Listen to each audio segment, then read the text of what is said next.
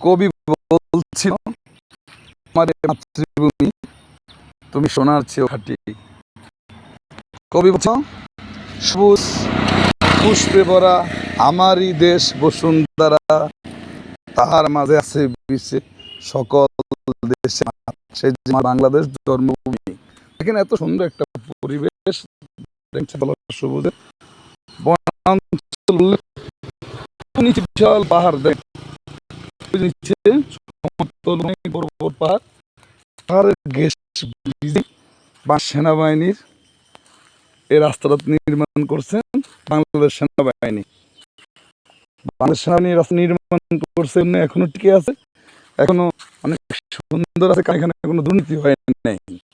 অনেক সুন্দর রাস্তা, সবুজ শ্যামলা, বিভিন্ন প্রকারের গাছপালা, তার একটু গাছ দেখা না করে আসলে আল্লাহ যে কত বড় আমরা বুঝি না। এখানে গাছটা দিলে বুঝতে পারবেন। একটু জেট মাকে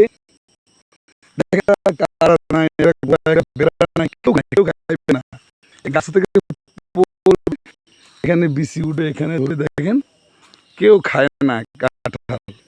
এবং এই বাড়ির মালিক বাড়িতে নাই তালা দেওয়া,